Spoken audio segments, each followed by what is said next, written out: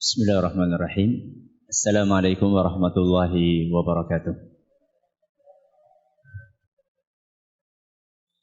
Alhamdulillahi wa kafa, wassalatu wassalamu ala rasulihil mustafa wa ala alihi wa sahbihi wa man iktafa, amma ba'd. Yang kami hormati Ketua Takmir Masjid Agung An-Nur Kauman Banjarnegara, yang semoga senantiasa diberkahi dan dirahmati oleh Allah Azza wa Jalla. Segenap panitia penyelenggara pengajian umum dengan tema Sang Idola Utama, yang mudah-mudahan senantiasa mendapatkan curahan rahmat dan berkah dari Allah Azza wa Jalla di dalam hartanya, di dalam keluarganya, di dalam agamanya dan segala urusannya.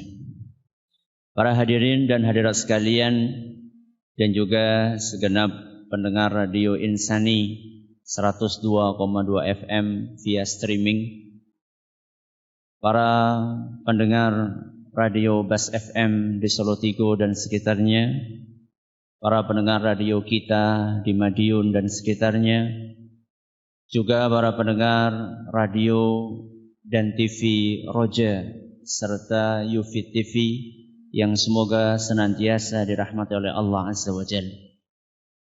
Kita panjatkan puja dan puji syukur kehadirat Allah Tabaraka wa Ta'ala. Pada kesempatan pagi yang berbahagia kali ini, kita masih kembali diberi kekuatan, kesehatan, hidayah serta taufik dari Allah Jalla wa Ala, sehingga kita bisa menghadiri acara pengajian umum di Masjid Agung An-Nur Kauman Banjarnegara. Kita berharap semoga Allah Subhanahu wa Ta'ala berkenan untuk melimpahkan kepada kita semuanya ilmu yang bermanfaat, sehingga bisa kita amalkan sebagai bekal untuk menghadap kepada Allah Jalla wa Ala. Amin. Salawat dan salam semoga senantiasa tercurahkan kepada junjungan kita Nabi besar Muhammad sallallahu alaihi wasallam, kepada keluarganya, sahabatnya dan umatnya yang setia mengikuti tuntunannya hingga akhir nanti. Jamaah sekalian yang kami hormati, manusia ketika lahir ke muka bumi ini masing-masing dibekali dengan sifat bawaan.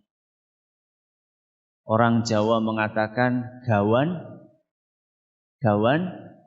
bayi. Gawan bayi. Masing-masing dari kita dikasih oleh Allah Subhanahu wa Ta'ala sifat bawaan sejak lahir. Dan di antara sifat bawaan manusia adalah suka niru. Suka apa? Niru. Suka nyontoh. Apa sing dicontoh? Sing apik apa sing elek? Ya sing apik, ya sing elek. Tergantung yang dia sukai, yang dia kagumi, orang yang baik atau orang yang buruk. Kalau misalnya yang dia sukai dan dia kagumi adalah orang yang baik, maka dia akan nyontoh yang baik. Sebaliknya, kalau misalnya yang dia sukai dan dia kagumi adalah orang yang buruk akhlaknya, maka yang akan dicontoh apa? Yang buruk. Rasulullah sallallahu alaihi wasallam bersabda dalam sebuah hadis yang diriwayatkan oleh Imam Bukhari dan Muslim, al-arwahu junudum mujannadah. Roh-rohnya manusia. Apa? Roh-rohnya manusia. Panjenengan punya roh? Ya, nek orang duwe ya udah nang kene tempatnya. Nang kuburan. Ya. Roh-rohnya manusia junudum mujannadah. Diumpamakan oleh Nabi SAW seperti barisan-barisan tentara. Barisan apa? tentara.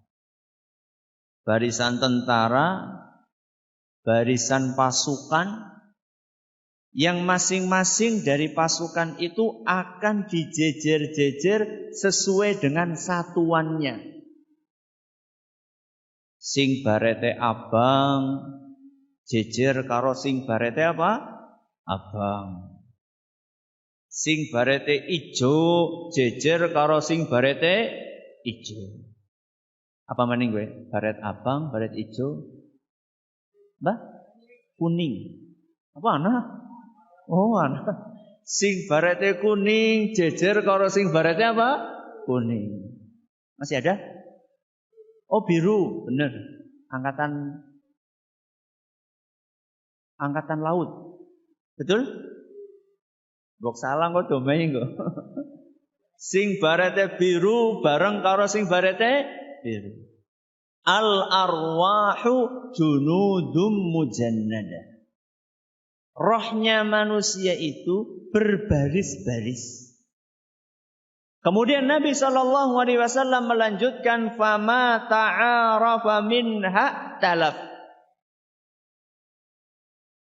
Kalau ada kesesuaian dan kecocokan, maka akan saling mendekati. Nek cocok, perak. Kelanjutannya kata Nabi, wa ma tanakara ikhtalaf. Kalau enggak cocok, maka akan saling menjauh. Nek cocok perak, nek ora cocok aduh. Sekarang saya tanya sama jenengan. Jenengan cocok enggak sama sampingnya? Cocok? Mulane perak. Ya. Kalau misalnya nggak cocok, yang satunya di masjid, yang satunya nonton nebek.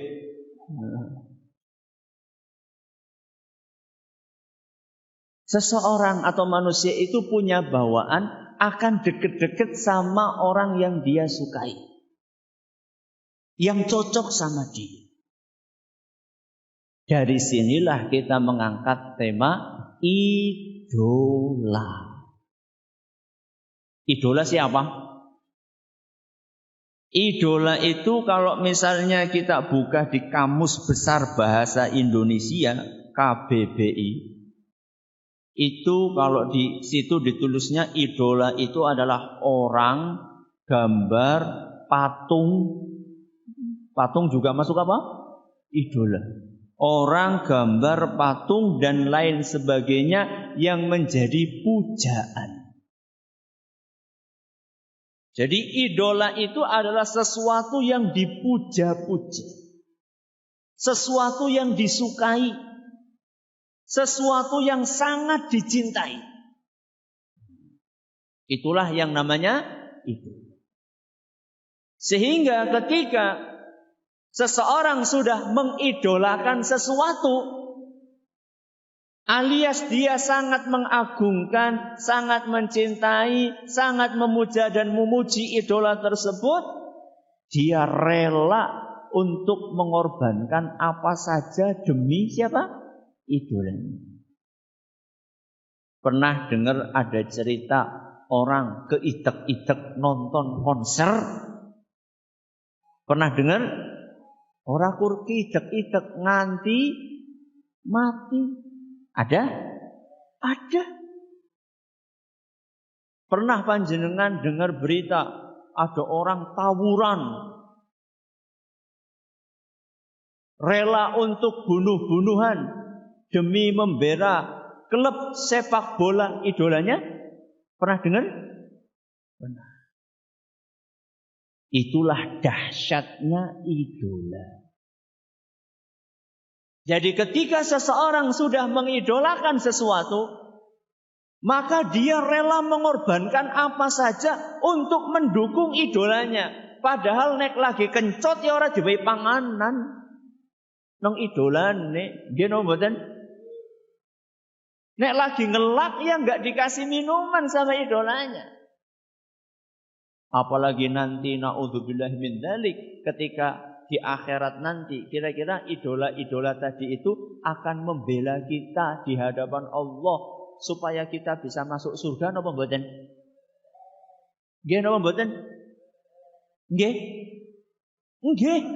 Allahu Akbar. Mboten. Tidak. Padahal kita sudah mengorbankan nyawa kita. Sudah mengorbankan persaudaraan kita.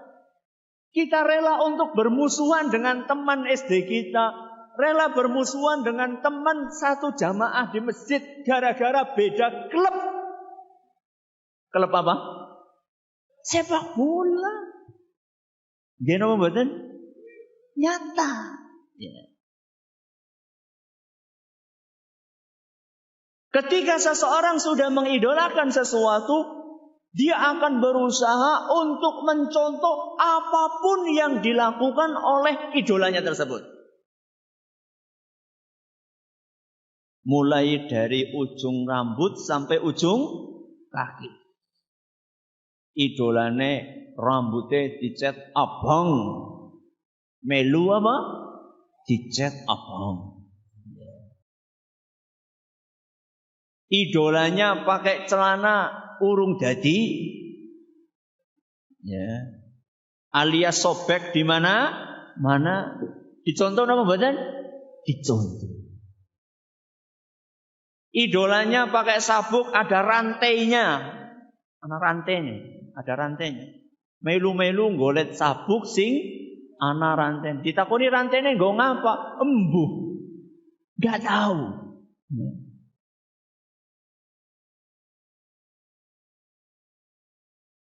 Mencari idola.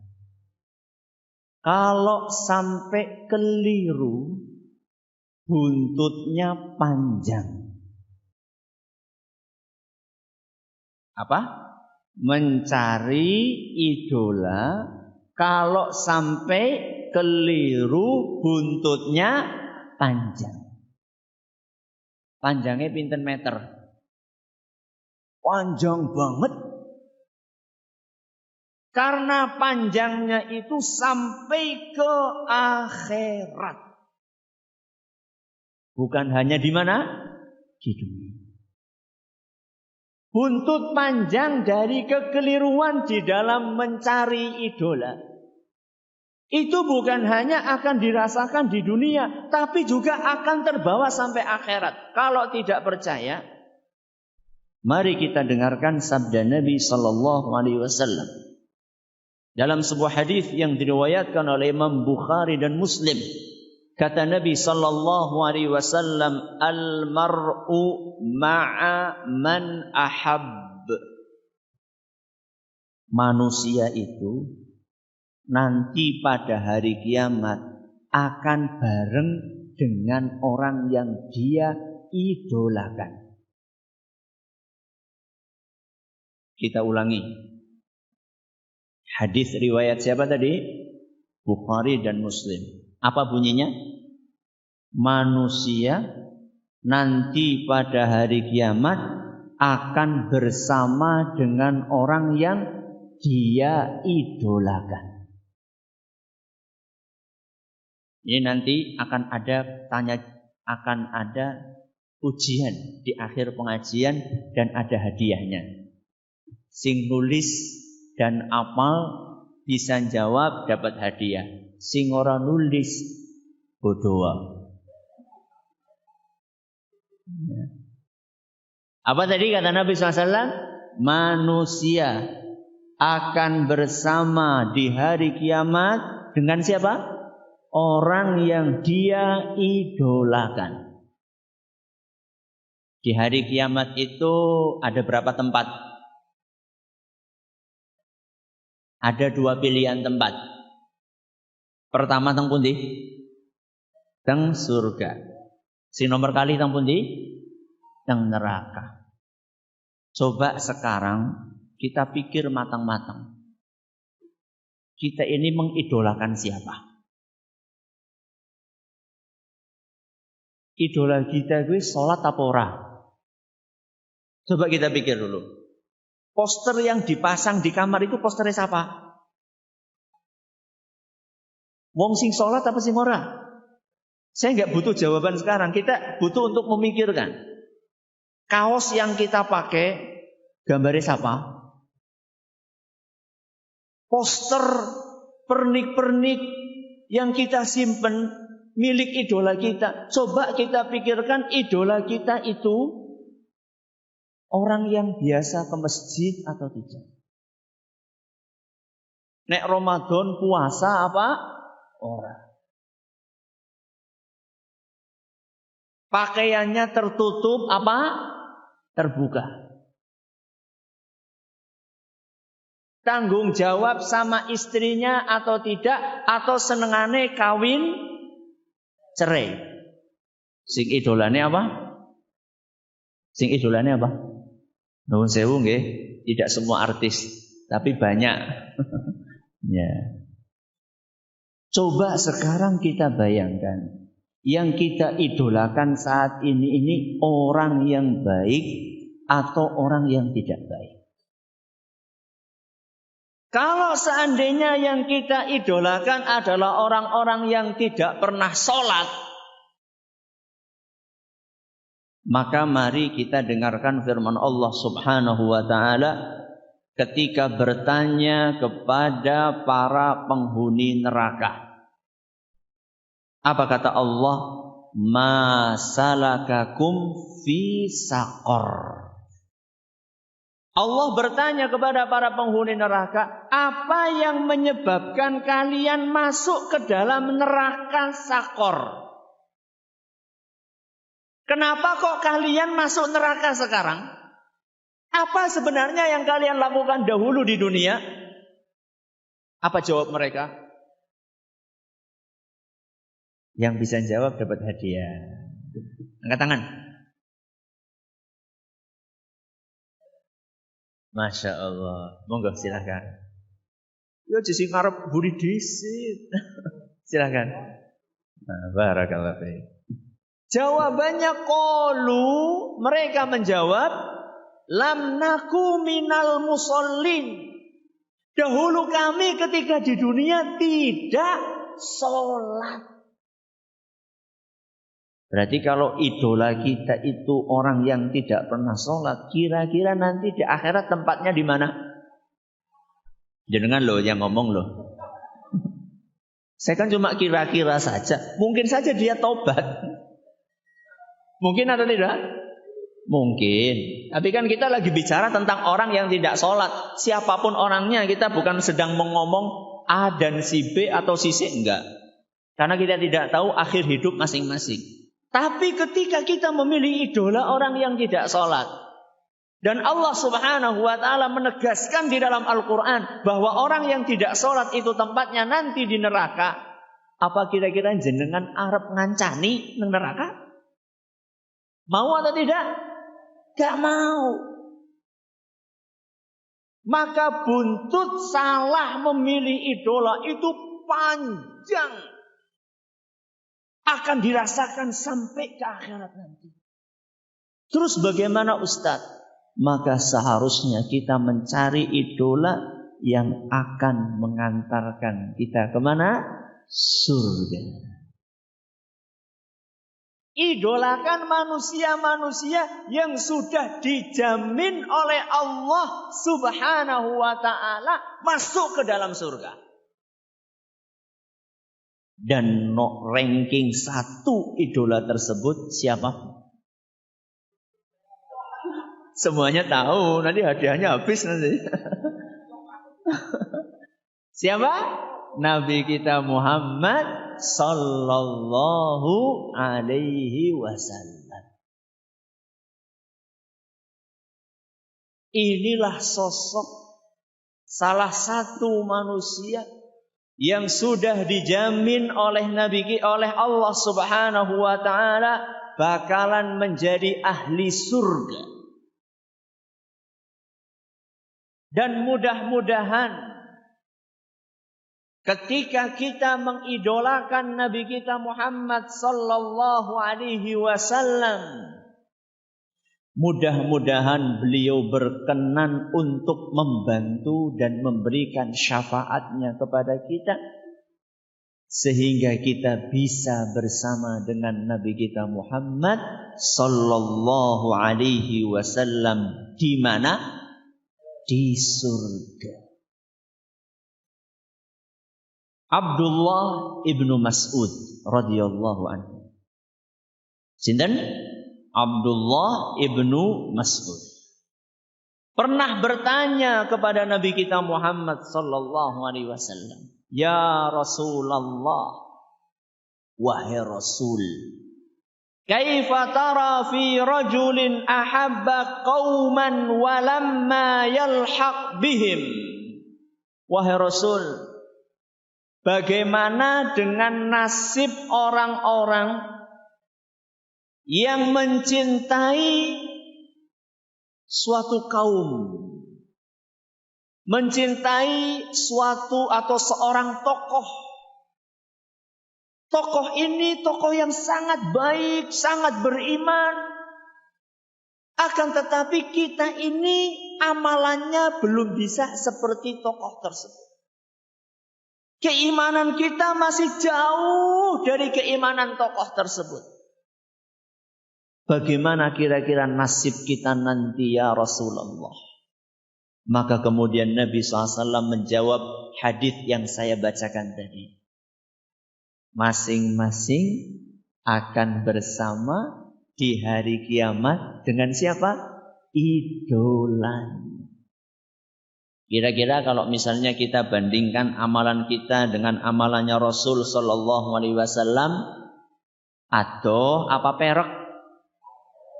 Aduh, sekang ngendi gutul ngendi. Nanti kita akan baca bagaimana amalannya Nabi kita Muhammad sallallahu alaihi wasallam. Akan tetapi dengan kecintaan kita kepada Rasul sallallahu alaihi wasallam, dengan kita mengidolakan Rasulullah sallallahu alaihi wasallam, kita berharap mudah-mudahan kecintaan ini bisa membantu kita dekat-dekat dengan Rasul sallallahu alaihi wasallam. Allahumma amin. Kenapa kita harus mengidolakan Rasul sallallahu alaihi wasallam? Karena beliau adalah sosok yang tidak ada celahnya sedikit pun. Kalau nyari idola itu jangan tanggung-tanggung. Kalau pengen nyari idola, carilah idola yang sempurna dari segala sisinya. Nabi kita Muhammad sallallahu alaihi wasallam saking sempurnanya sampai dipuji oleh Allah Subhanahu wa taala di dalam Al-Qur'an. Dalam sebuah ayat. Siapa yang bisa menyebutkan?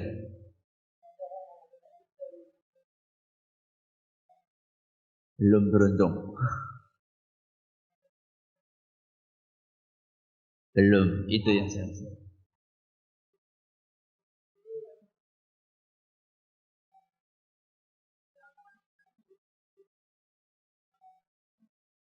Wa innaka la'ala khuluqin azim. Ini panitia tapi jawab ya.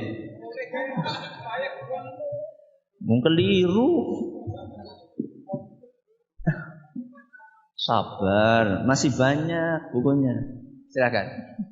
Wa innaka la'ala khuluqin azim. Sesungguhnya engkau wahai Muhammad betul-betul memiliki akhlak yang agung. Yang merekomendasikan siapa? Allah Subhanahu wa ta'ala. Sehingga sangat pantas seandainya kita itu mengidolakan siapa? Rasulullah sallallahu alaihi wasallam. Setiap orang yang baik akan menemukan idola di dalam diri Rasul sallallahu alaihi wasallam. Apapun profesi Anda, panjenengan ingin menjadi anak yang baik terhadap orang tuanya, contohlah siapa? Rasulullah sallallahu alaihi wasallam. Panjenengan ingin menjadi orang tua yang baik buat anak-anaknya. Contohlah siapa? Rasulullah sallallahu alaihi wasallam. Panjenengan ingin menjadi suami yang baik untuk istri-istrinya. Contohlah siapa? Rasulullah sallallahu alaihi wasallam. Panjenengan ingin menjadi guru yang baik, contohlah siapa? Rasulullah sallallahu alaihi wasallam. Panjenengan ingin menjadi pemimpin yang baik, contohlah siapa? Rasulullah sallallahu alaihi wasallam. Inilah yang namanya idola sempurna. Bapak-bapak bisa maju? Monggo, ini masih ada yang kosong. Nek rapet tuli anget. Sing bener jawabnya kok hadiah. Monggo. Kita ulangi. Wa innaka la'ala khuluqin azim. Sesungguhnya engkau wahai Muhammad benar-benar memiliki akhlak perilaku yang agung dan sempurna. Sehingga siapapun kita, kalau ingin menjadi baik, contoh Rasul sallallahu alaihi wasallam. Beliau sallallahu alaihi wasallam adalah idolanya anak-anak yang ingin baik. Beliau sallallahu alaihi wasallam adalah idolanya remaja yang ingin baik. Beliau sallallahu alaihi wasallam adalah idolanya orang tua yang ingin baik.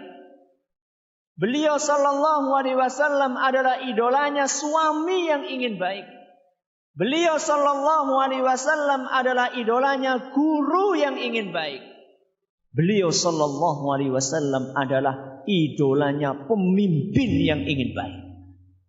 Kita akan awali dari bahasan yang pertama, bagaimana Rasulullah sallallahu alaihi wasallam menjadi idola yang baik untuk para hamba. Untuk para apa? Hamba. Siapa hamba Allah? Di sini ada hamba Allah? Semua dari kita hamba Allah. Kalau kita ingin menjadi hamba Allah yang baik, contohlah Rasulullah sallallahu alaihi wasallam. Dalam sebuah hadis yang diriwayatkan oleh Imam Bukhari dan Muslim, Aisyah radhiyallahu anha pernah bercerita, kana Rasulullah sallallahu alaihi wasallam idza shalla qama hatta tafattara rijlahu. Nabi sallallahu alaihi wasallam kalau beliau sudah salat, maka beliau akan terus salat sampai kedua telapak kakinya bengkak. Sampai apa? Kedua telapak kakinya bengkak. Nanti kita akan jelaskan kenapa kok bisa sampai seperti itu.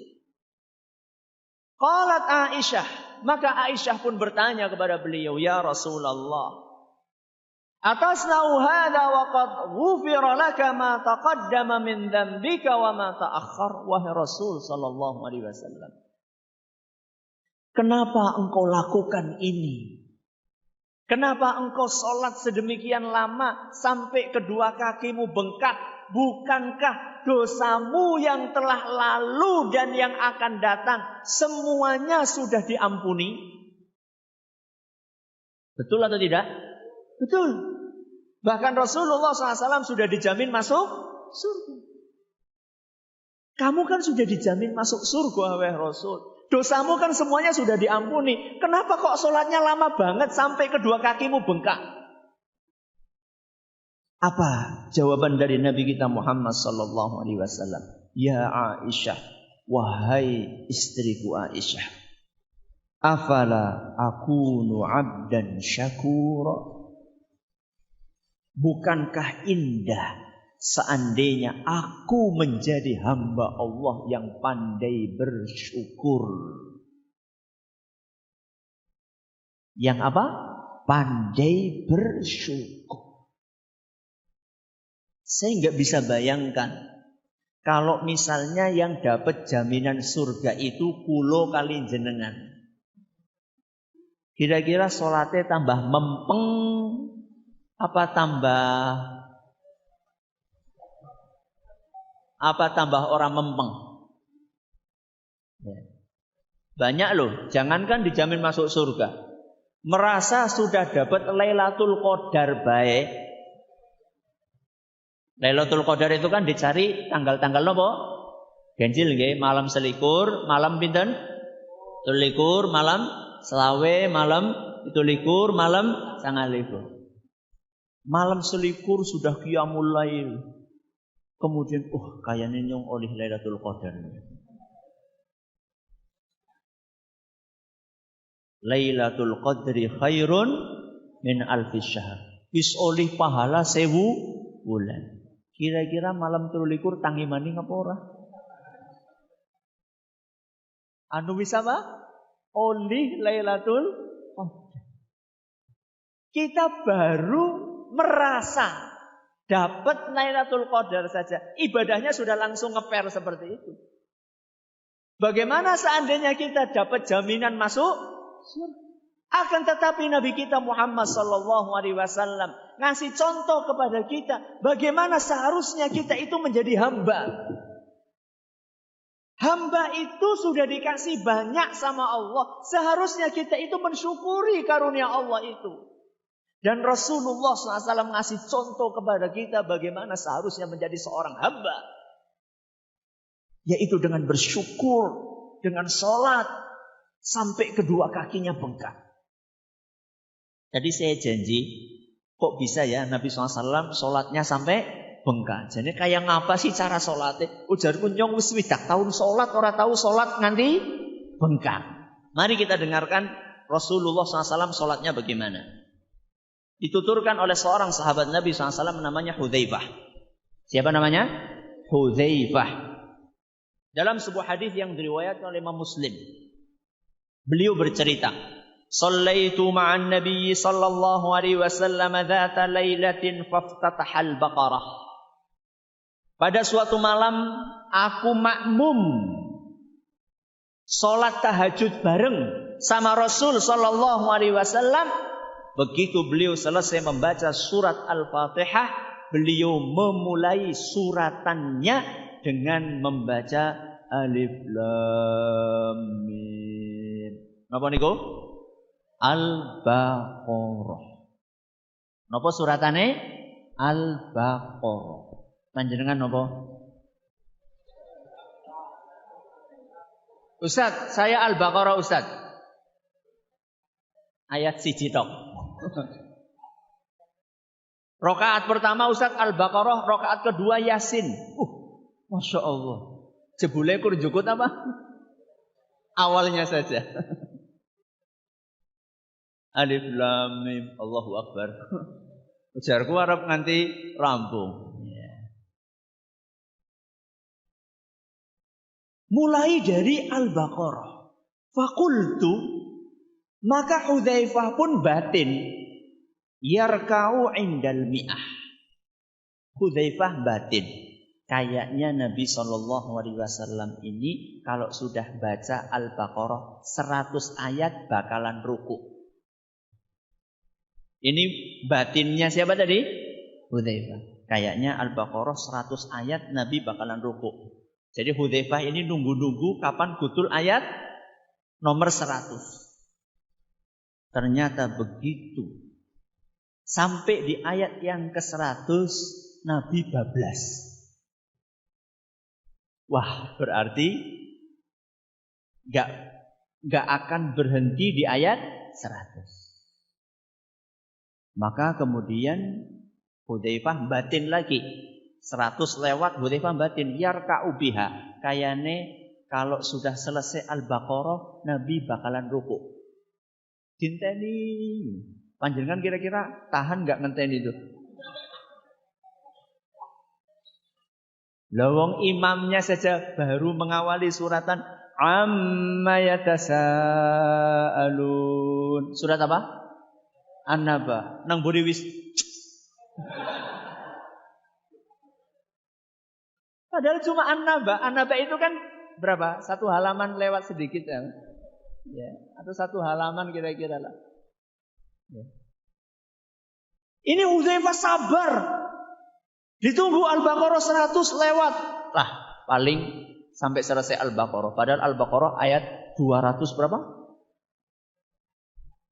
200 lebih lah, 200 sekian lebih ya. Itu kan Masya Allah, sabarnya Hudzaifah. Begitu selesai ayat terakhir surat Al-Baqarah, dinteni sama Hudzaifah, ternyata Nabi SAW tidak rukuk, bahkan beliau memulai surat yang baru setelah surat Al-Baqarah. Surat apa? Setelah Al-Baqarah apa? Ali Imran. Kayane iki Ali Imran rampung rukuk, ternyata Ali Imran selesai, Nabi SAW lanjut ke surat An-Nisa. 1 rakaat pinten surat? 3 surat. Panjenengan 3 surat? Nggih Ustaz, Al-Ikhlas, Al-Falaq, An-Nas.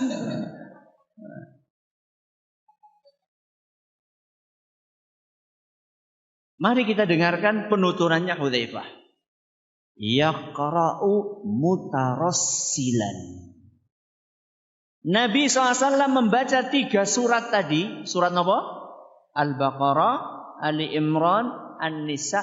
Beliau baca secara perlahan. Orang kayak bis patas, mboten. Jadi ayat per ayat Nabi SAW bacanya. Bahkan ketika baca itu Nabi berinteraksi dengan ayat yang beliau baca. Idza marra bi ayatin fiha tasbihun sabbah. Kalau Nabi SAW membaca ayat, di dalam ayat itu ada perintah untuk bertasbih, maka beliau berhenti sebentar, kemudian beliau membaca apa? Tasbih. Subhanallahil azim. Wa idza marra bi su'alin sa'al. Seandainya Nabi SAW melewati ayat, di dalamnya ada perintah untuk meminta, bercerita tentang surga, maka beliau berhenti sebentar, kemudian beliau, Allahumma inni as'alukal jannah. Ya Allah, aku mohon apa? Surga. Wa idza marra bi ta'awudzin ta'awwad. Seandainya beliau melewati ayat yang di dalamnya ada perintah untuk memohon perlindungan kepada Allah dari siksaan neraka, maka beliau berhenti sebentar, kemudian beliau membaca a'udzubillahi minan nar. Ya Allah, lindungilah aku dari neraka. Suwe apa orang kira-kira? Suwe banget. Selesai Al-Baqarah, Ali Imran, An-Nisa, baru Nabi SAW apa? Mari kita dengarkan bagaimana rukuknya Nabi sallallahu alaihi wasallam. Fakana ruku'uhu nahwan min qiyamihi. Lama rukuknya Nabi SAW mendekati lama berdirinya.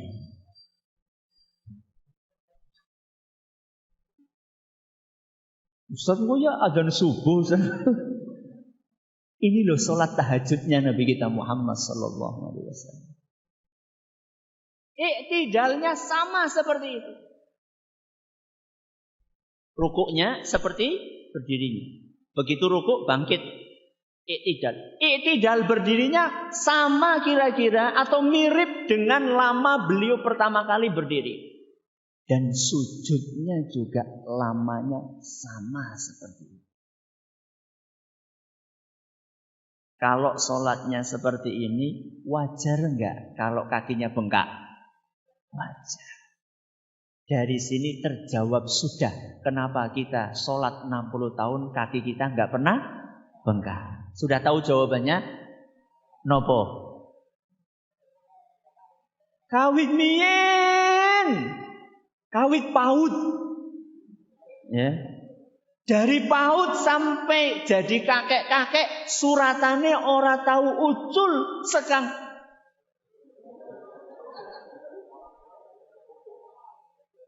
Tiga kul. Kalaupun pindah surat nopo? Inna a'toina kal kautsar. Nek pindah maning surat nopo? Wal asri. Ya nggak mungkin lah kalau misalnya kita sholatnya seperti itu, kaki kita nopo? Bengkak. Alhamdulillah Ustaz, wingi nyong pas sholat Ustaz kakinya bengkak. Kenapa? Ketiban kursi. Bukan itu. Bengkaknya itu karena apa? Karena lama beribadah kepada Allah. Dan beliau menikmati ibadah tersebut. Makanya beliau itu kalau sudah datang waktu sholat, beliau langsung mengatakan kepada Bilal, ya Bilal, aqimis shalah, arihna biha. Wahai Bilal, ayo cepat azan. Aku sudah rindu banget dengan sholat. Aku kangen sama sholat. Panjenengan kangen apa mboten sama sholat? Kangen. Masya Allah, alhamdulillah. Baru selesai maghrib, makan sebentar, tahu-tahu azan isya. Apa komentarnya? Azan maning. Teng mriki wonten? Wonten? Boten wonten? Kathah. Mungkin termasuk yang ngomong. Ya. Ini idola hamba Allah. Sekarang kita pindah nomor 2. Idolanya anak-anak. Idolanya apa? Anak-anak. Anak-anak yang pengen menjadi anak yang baik, contohlah siapa? Rasulullah sallallahu alaihi wasallam. Nabi kita Muhammad sallallahu alaihi wasallam pernah mendapatkan belayan kasih sayang dari bapaknya? Pernah? Tidak. Karena beliau sallallahu alaihi wasallam ditinggal wafat oleh bapaknya ketika beliau masih di dalam kandungan ibunya. Pernah Nabi kita sallallahu alaihi wasallam mendapatkan belayan kasih sayang dari ibunya? Sangat sebentar sekali. Karena ketika Nabi kita Muhammad SAW masih bayi, beliau sudah ditinggal wafat oleh siapa? Ibu. Walaupun demikian, Nabi kita Sallallahu Alaihi Wasallam tetap berusaha berbakti semaksimal mungkin kepada orang tuanya. Diceritakan di dalam sebuah hadis yang diriwayatkan oleh Imam Muslim. Dari Abu Hurairah radhiyallahu anhu beliau berkata, "Zara an-nabiy sallallahu alaihi wasallam qabra ummihi fabaka wa abka man haulahu." Nabi kita Muhammad SAW pernah berziarah ke makam ibunya. Lalu beliau nangis dan membuat orang-orang yang ada di sekeliling beliau menangis. Ziarah kubur itu untuk mengingat apa? Kematian. Maka wajar seandainya Nabi SAW ketika ziarah kubur itu nangis. Betul-betul beliau menghayati ketika ziarah kubur. Banyak di antara kita mungkin ziarah kubur orang tuanya. Akan tetapi yang paling penting buat dia adalah kepriwe nyabuti apa? Suket. Yang paling penting bagaimana kita mendoakan orang tua kita. Bagaimana kita memahami hikmah dari ziarah kubur tersebut mengingat kematian. Coba perhatikan. Orang-orang yang ketika mengantar jenazah ke kuburan. Sampai di kuburan, lubang liang lahatnya belum jadi. Apa yang mereka lakukan? Apa yang mereka lakukan?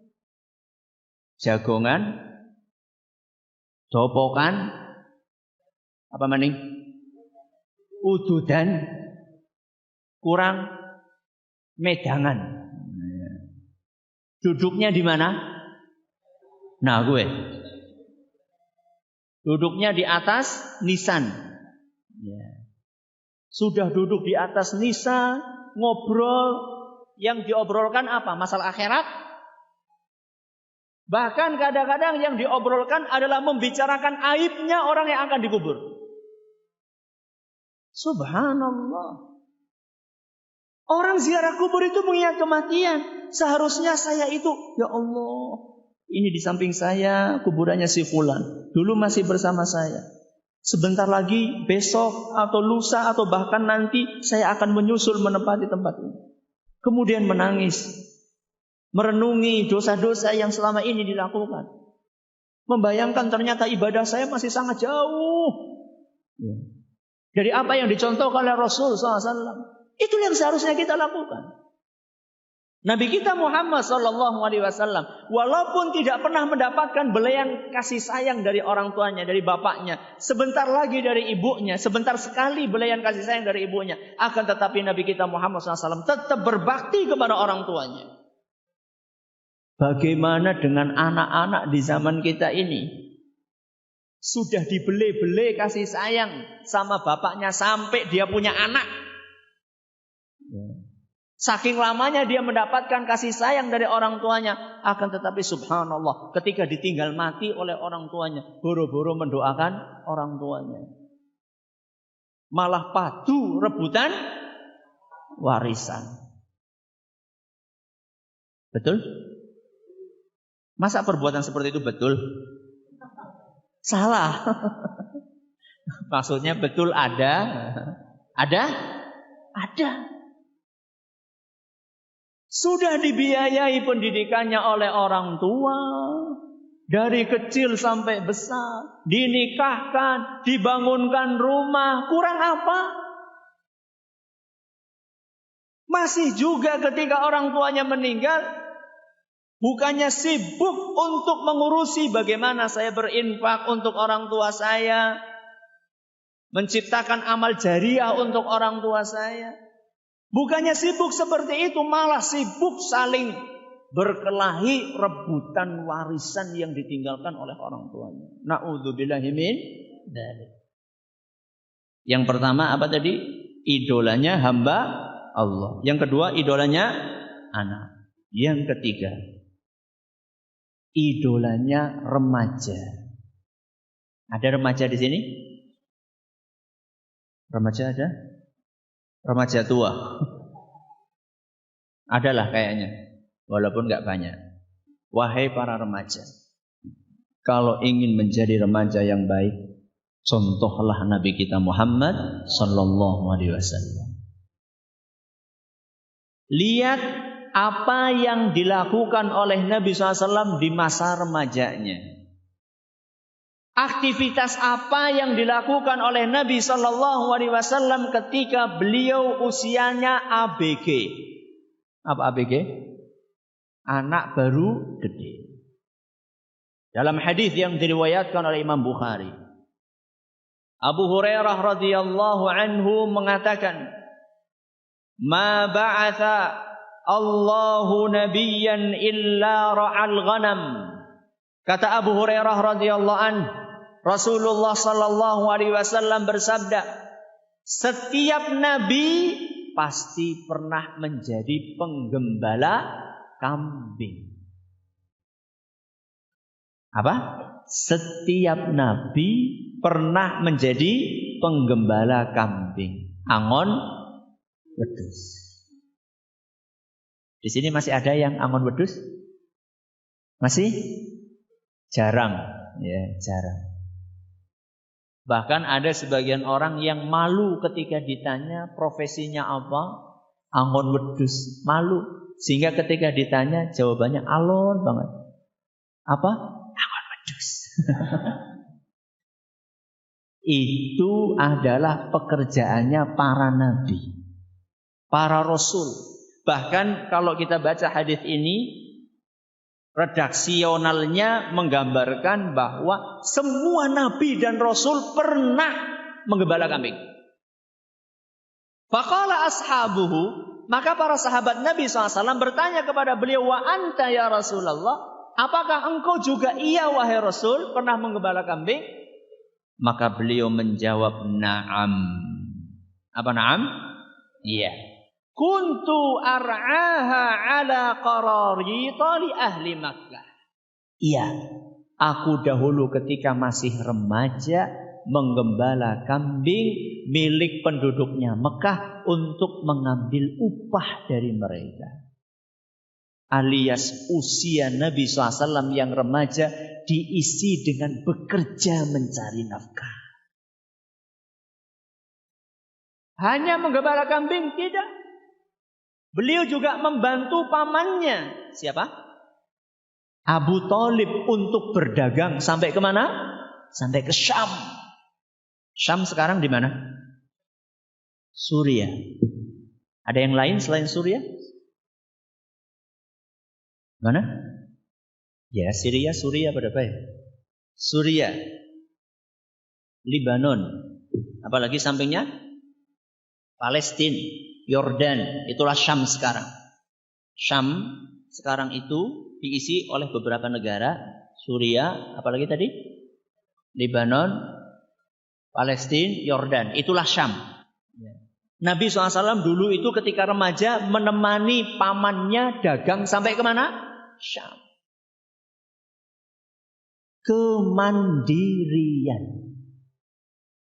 Itulah yang dicontohkan oleh Nabi kita Muhammad SAW kepada para remaja. Amat disayangkan sekarang remaja bisanya apa? Pak jaluk duite. Sampai usia berapa anak seperti itu? Tamat S1 masih pak jaluk duite. Kira-kira ketika minta seperti itu izin apa ora? Ora izin. Ya. Subhanallah. Dan sayangnya kadang-kadang perilaku seperti itu memang dibikin sama orang tuanya. Orang tuanya ini tidak membiasakan anak untuk mandiri. Tidak dilatih untuk nyuci baju sendiri. Tidak pernah dilatih untuk nyuci piring sendiri. Semuanya serba pembantu. Di rumah ada pembantu tukang nyuci. Ada pembantu tukang setrika. Ada pembantu tukang ngepel. Ada pembantu tukang nyapu, ada pembantu tukang masak. Semuanya dilayani. Loh, anak ini mau mandiri kapan? Maka kalau misalnya ada anak kita mengatakan kepada kita, Pak, saya pengen jualan di sekolahan. Biasanya reaksi orang tua apa? Aja, ngisin-ngisinaken. Bapak tuh pegawai. Ya. Kamu sih kurang apa sih nak? Bukan masalah kurang apa. Ini bagian dari pendidikan. Ya.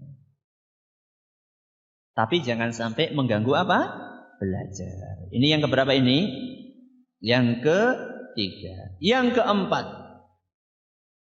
Rasulullah Sallallahu Alaihi Wasallam adalah idolanya para orang tua. Di sini ada orang tua? Rata-rata orang tua. Beliau Sallallahu Alaihi Wasallam mencontohkan kepada kita bagaimana menjadi orang tua yang baik. Di antara ciri khasnya orang tua adalah memiliki rasa sayang kepada anak-anaknya.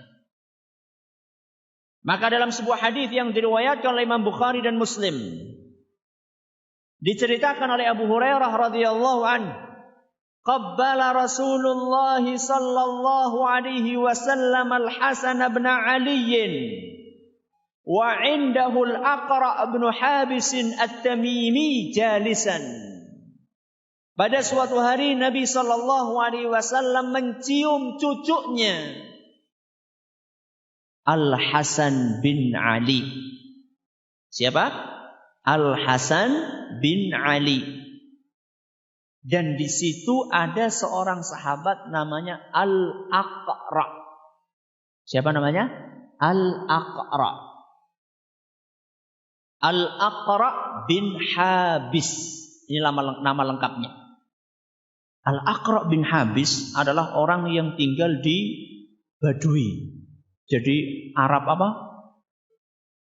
Arab gunung. Ya, wong gunung. Al-Aqra bin Habis. Ketika melihat Rasulullah SAW mencium cucunya, siapa itu tadi? Al-Hasan bin Ali. Faqala, Al-Aqra berkata, Innali asyaratan minal walad ma qabbaltu minhum ahada. Al-Aqra komentar, begitu melihat Nabi mencium cucunya, aku ini punya anak 10. Punya anak berapa? 10. Tidak pernah satu pun di antara anakku yang aku cium. Al-Aqra ngomong seperti itu kira-kira dalam rangka untuk apa? Untuk membanggakan. Ini loh, the real man. Apa? The real man. Apa the real man? Jantan. Laki-laki apa? Sejati. Masa laki-laki mencium anak? Itu kan cengeng. Bikin anak apa? Manja. Al-Aqra berpikir bahwa mencium anak itu membuat anak menjadi manja. Al-Aqra berpikir bahwa mencium anak itu tidak baik. Maka Nabi SAW ketika mendengar komentarnya Al-Aqra, nazara ilaihi Rasulullah SAW. Beliau memandang Al-Aqra bin Habis, kemudian beliau berkata, Man la yarham la yurham. Barang siapa yang tidak menyayangi, maka dia tidak akan disayang. Barang siapa tidak menyayangi anak-anaknya, maka dia tidak akan disayang sama Allah Subhanahu wa ta'ala. Berapa kali panjenengan ngelus-ngelus kepala anak jenengan? Pernah? Sering? Alhamdulillah. Yeah. Berapa kali panjenengan mencium putra jenengan? Pernah? Sering, Masya Allah. Berarti kita sudah mulai mencontoh siapa? Nabi kita Muhammad SAW. Kasih kehangatan kepada anak-anak kita. Makanya putri Nabi SAW, yaitu Fatimah radhiyallahu anha, kalau sedang bermain ke rumahnya Rasul SAW, setelah beliau menikah dengan siapa? Ali bin Abi Thalib. Ketika Fatimah datang ke rumah Nabi SAW, Rasul SAW sedang duduk-duduk beserta dengan istri-istrinya. Ketika Fatimah datang, maka Nabi SAW begitu melihat Fatimah, beliau mengatakan, Marhaban bibnati. Apa marhaban? Selamat datang wahai putriku. Kasih kehangatan kepada anak-anak kita. Tsumma ajlasaha an yaminihi aw an shimalihi. Kemudian Nabi SAW mempersilahkan Fatimah untuk duduk di samping kanan atau samping kirinya, di dekatnya Nabi kita Muhammad SAW. Ini yang dicontohkan oleh Nabi SAW. Kenapa anak-anak kita sekarang gak betah tinggal di rumah? Kenapa? Kenapa kira-kira? Putra jenengan betah gak di rumah? Enggak. Kenapa? Mungkin panjenengan akan mengatakan nang omah ora ana PS. Mungkin seperti itu ya. Ternyata sumber utamanya bukan itu. Sumber utamanya adalah karena mungkin anak kita tidak mendapatkan kehangatan dari orang tuanya. Anak datang ke rumah tidak disambut sama orang tuanya. Pergi dari rumah tidak ditanya mau kemana.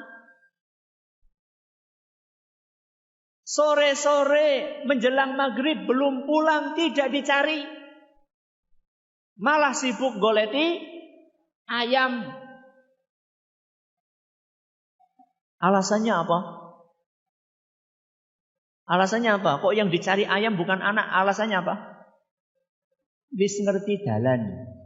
Ya. Sedangkan ayam nggak tahu jalan ya, harus di apa? Harus dituntun begitu. Ya. Wajar seandainya anak itu tidak betah di rumah. Membuat anak nyaman di rumah itu tidak mesti harus kita sediakan di setiap ruangan itu AC. Di kamar tidur ada apanya? AC. Di ruang makan ada AC. Di ruang tamu ada AC. Di dapur, ya masa dapuran AC ini? Semuanya dikasih AC. Apakah itu caranya supaya anak kita nyaman di rumah? Bukan. Yang akan membuat anak kita nyaman di rumah dengan taufik dari Allah Subhanahu wa taala adalah ketika anak itu mendapatkan kehangatan dari orang tua. Keberadaan di rumah itu dianggap sama orang tuanya. Ketika pulang ke rumah disambut sama orang tuanya.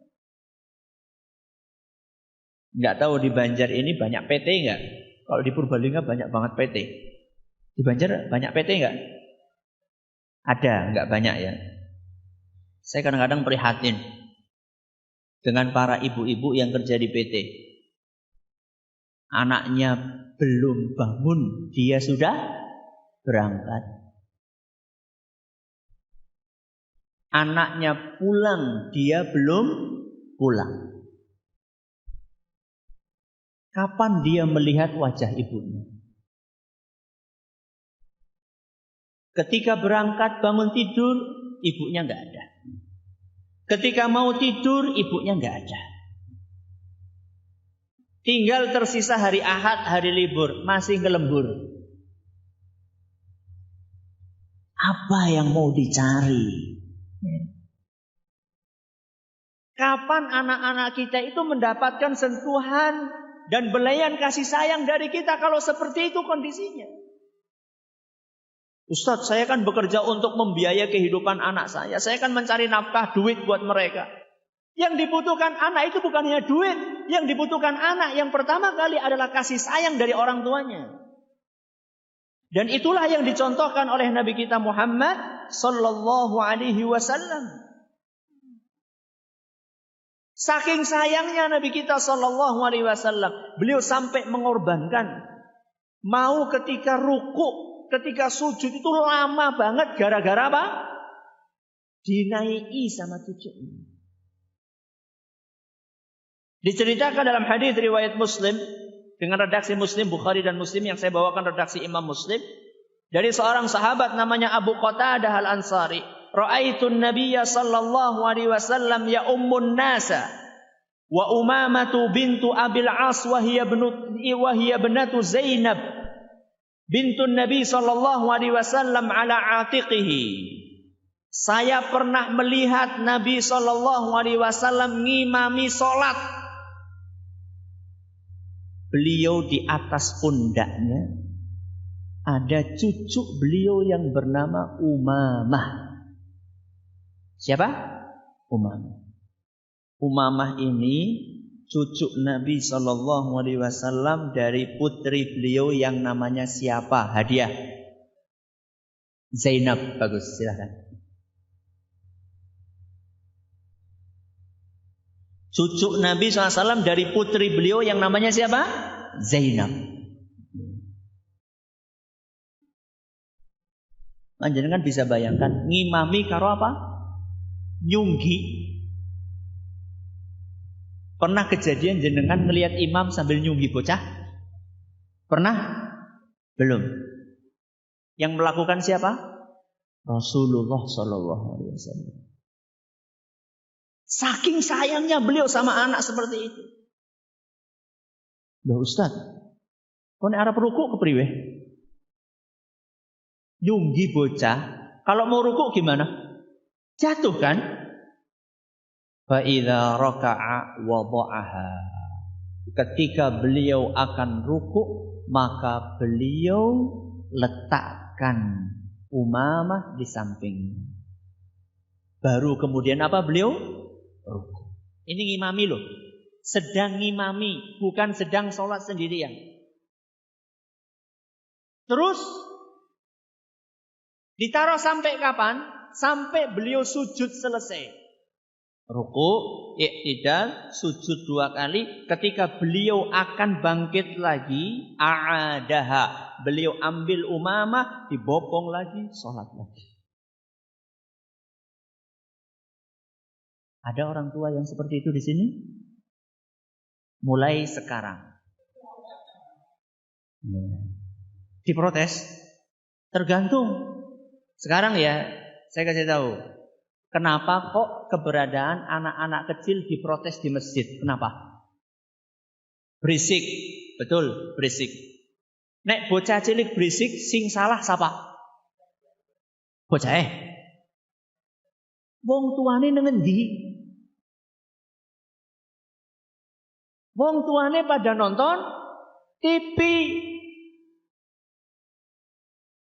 Ana sing nonton TV, ana sing dolanan apa? Perkutut, ana sing mancing. Ayo pada mangkat masjid. Bapak nonton TV. Atau orang tuanya berangkat ke masjid tapi tidak peduli dengan anaknya. Dan ini salah. Kalau panjenengan bawa anak kecil ke masjid, jangan dibiarkan. Contoh yang dilakukan oleh siapa? Rasulullah SAW. Punya anak yang banyak bagus, tapi nggak cukup. Harus memperhatikan pendidikan mereka. Jadi jangan dibawa ke masjid, begitu sholat wis mengendi ngana, sabar dewek ngana. Entah kemana, lari ke sana, lari ke sini. Orang tuanya di mana? Kalau kita membawa anak ke masjid, kita harus tanggung jawab. Rasulullah SAW jadi imam saja. Kalau kita rata-rata ke masjid jadi apa? Makmum.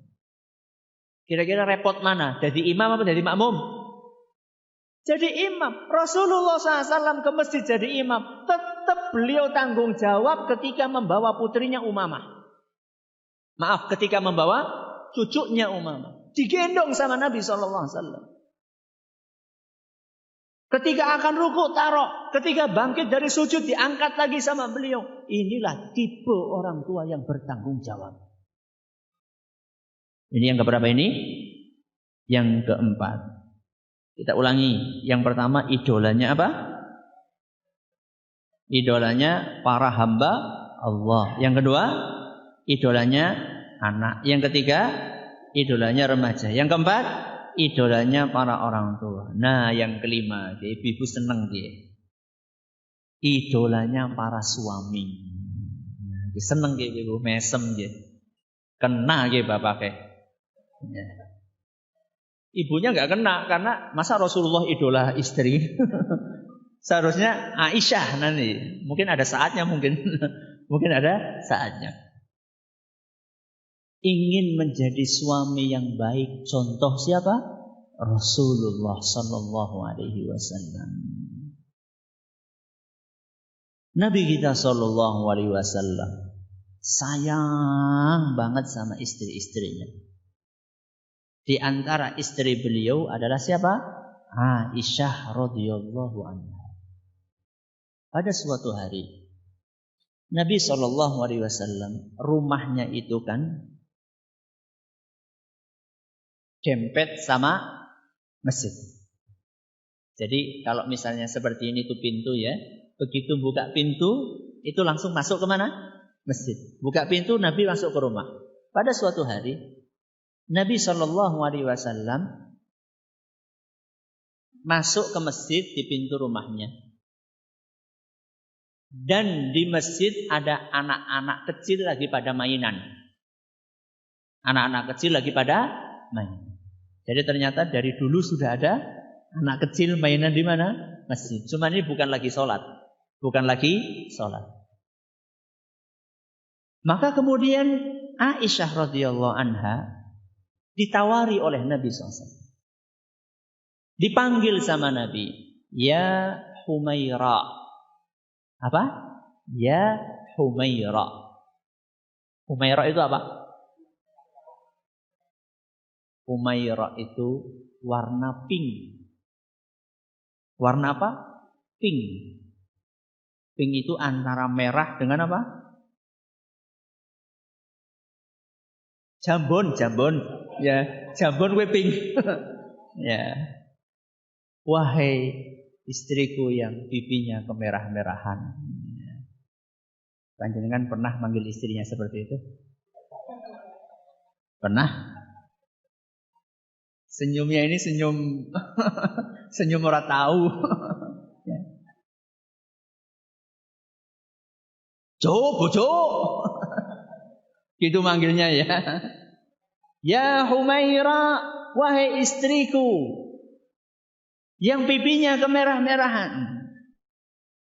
Atuhibbina an tanzuri ilaihim? Pengen gak kamu nonton anak-anak yang lagi main-main itu? Ditawari sama siapa? Rasul sallallahu alaihi wasallam. Faqultu na'am. Maka Aisyah pun menjawab, iya wahai Rasul, saya pengen. Maka Aisyah pun keluar, berdiri di samping Nabi atau duduk di sini secara tegas tidak disebutkan. Maka beliau pun mengambil posisi di samping Nabi kita Muhammad sallallahu alaihi wasallam dan lihat apa yang dilakukan oleh Aisyah. Fa wada'tu dhiqni 'ala 'atiqihi fa asnadtu wajhi ila khaddihi. Begitu aku posisinya di samping Rasul sallallahu alaihi wasallam, kata Aisyah, aku sendirkan kepalaku ke pundak Nabi sallallahu alaihi wasallam. Aku tempelkan kepalaku dengan pipinya Nabi sallallahu alaihi wasallam. Panjenengan pernah digitukan sama istrinya? Tahu mien. Pas malam pertama seumur-umur. Padahal Rasulullah SAW usianya sudah sepuh. Ketika menikah dengan Aisyah radhiyallahu anha, Rasulullah SAW sudah usianya di atas 50 tahun. Tapi tetap bisa romantis. Ya. Kalau pengen lengkap tentang romantisme rumah tangga Rasulullah SAW, bisa lihat rekaman pengajian judulnya apa ya dulu ya? Romantisme rumah tangga Rasulullah SAW. Jenengan cari. Ya, pengajian judulnya apa? Romantisme rumah tangga Nabi Sallallahu Alaihi Wasallam di Yufid.tv atau kalau sulit cari di YouTube, nggak apa-apa. Nanti akan keluar rekaman pengajian sekitar 2 jam lah. Pernah kami sampaikan di Purbalingga dahulu. Salah satunya yang saya bawakan ini. Bagi yang pernah hadir di sana, hitung-hitung ngulang, ya, mengulang ilmu, ya. Mengulang memorinya. Maka Rasulullah SAW pun diam saja, nggak apa-apa. Aisyah radhiyallahu anha menyandarkan kepalanya dengan manja di pundak Nabi SAW, bahkan sampai menempel di pipinya Nabi SAW. Nabi SAW biasa saja. Tidak kemudian, enggak. Nabi subhanallah biasa, beliau Kemudian Rasulullah SAW setelah agak lama, kan lama ya, itu kira-kira kalau disendiri kayak gitu gimana? Kesel apa ora? Kesel ya, mandan semutan gitu ya kalau kita ya. Maka kemudian Rasul Sallallahu Alaihi Wasallam berkata, hasbuki Aisyah, sudah cukup apa belum? Apa kata Aisyah? Wah Rasul jangan buru-buru, belum. Masya Allah. Tetap saja sabar gitu ya. Coba bandingkan dengan kita yang nunggui istri belanja. Nunggui apa istri belanja? Suwe temen jane, ora rampung-rampung boleh tambah baik. Cepat. Sampai istri itu salah ngambil. Saking apa nih? Disusu-susu ya. Saking disuruh cepet-cepet sama siapa? Sama suaminya. Padahal Aisyah ini lagi nonton anak-anak mainan. Sudah, Nabi tetap gitu. Beberapa saat kemudian Nabi bertanya, hasbuki, Aisyah sudah belum? Kata Aisyah, belum wahai Rasul, jangan tergesa-gesa. Sampai 2-3 kali Nabi SAW. Kemudian Aisyah berkata, wa mali hubbun nadhari ilaihim. Saat itu, aku itu bukan tertarik ingin ngelihat anak-anak yang bermain, bukan. Terus apa yang engkau inginkan wahai Aisyah? Walakinni ahbabtu an yablughan nisaa maqamahu li wa makani. Aku ingin memperlihatkan kepada orang-orang bagaimana romantismeku dengan Rasulullah sallallahu alaihi wasallam. Nabi SAW sabar. Bahkan saya akan bawakan yang lebih dari itu. Kalau tadi sama siapa? Aisyah. Sekarang sama salah satu istri beliau yang bernama Sofiyah. Siapa? Sofiyah. Ini perlu sengaja saya bawakan. Gak cuma satu istri beliau saja. Supaya nanti tidak ada image istri muda, istri apa? Tua. Rasulullah SAW sama seluruh istrinya. Sama Sofiyah, perhatikan. Di dalam sebuah perjalanan, ketika beliau sedang musafir bepergian dengan Sofiyah, dan Rasulullah SAW kebiasaannya kalau akan bepergian, karena istri beliau lebih dari satu, maka beliau akan apa? Akan undi. Jadi nggak terus sama istri muda terus. Ya, ada di sini yang berpoligami? Nggak usah angkat tangan. Nggak apa-apa, teruskan saja. Ya. Tapi perhatikan bagaimana Rasulullah SAW menjadi suami yang baik ketika berpoligami. Ketika Nabi SAW mengajak Sofiyah untuk bepergian, di tengah jalan Sofiyah ada kepentingan turun dari ontaknya. Setelah selesai urusannya, Sofiyah pengen naik ke ontak, tapi ontanya tinggi. Apa yang dilakukan oleh Nabi SAW? Summa yajlisu 'inda ba'irihi. Rasulullah SAW pun bersegera untuk duduk bersimpuh di samping ontanya. Fayadha'u rukbatahu. Kemudian beliau menegakkan lututnya. Fatada'u Safiyatu rijlaha ala rukbatihi hatta tarkab. Setelah Nabi SAW menegakkan apanya tadi? Lututnya, maka Safiyah pun naik ke onta dan menjadikan lututnya Nabi SAW sebagai tangga untuk naik ke atas. Menjadikan paha dan lutut beliau tanpa disuruh sama Sofiyah, beliau sediakan dijadikan sebagai tangga yang diinjak oleh kaki istri. Hadis riwayat Bukhari. Wonten bapak-bapak sing kados niku. Saya enggak tanya bapak-bapak, ibu-ibu. Ibu, ada bapak yang seperti itu? Mboten. Aduh, bapak ke kapok ngaji. Kapok napa mboten, Pak? Mboten. Ini kita memperbaiki diri. Istilah ladies first. Ya. Istilah apa? Ladies first. Itu sejak 13 abad yang lalu Nabi SAW sudah praktek. Nabi SAW sudah memuliakan wanita. Di zaman wanita saat itu tidak dianggap, bahkan diragukan kemanusiaannya pada saat itu. 13 abad yang lalu, wanita itu diragukan kemanusiaannya. Kok bisa Ustaz? Iya, karena wanita itu ketika meninggal suaminya, dia akan menjadi barang warisan. Itu wanita kondisinya sebelum Islam datang. Begitu Islam datang, wanita dimuliakan semulia-mulianya. Bahkan sampai manusia yang paling mulia di muka bumi ini rela untuk menjadikan pun pahanya, lututnya sebagai tangga yang diinjak oleh istrinya untuk naik ke atas onta. Adakah pemuliaan yang lebih mulia dibandingkan yang dicontohkan oleh Nabi kita Muhammad SAW?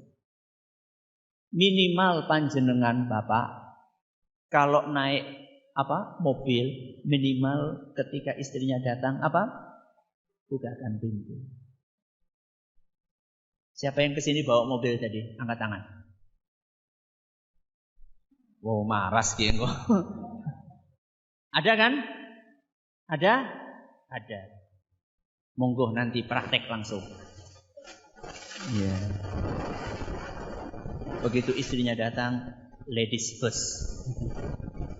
Gitu dong, betul-betul dapat ilmu kemudian dipraktekkan. Apakah hanya sekedar romantisme? Enggak. Ada sebagian suami, Masya Allah, memanggil istrinya itu sayangku, Masya Allah, kasihku, manisku. Sudah kakek-kakek masih terus manggil istrinya seperti itu, nenek-nenek pada sayangku, manisku. Ternyata ditanya, panjenengan kok bisa ya tetap romantis? Iya, saya lupa nama istri saya. Ujarku lagi romantis banget, sebenarnya kelalen.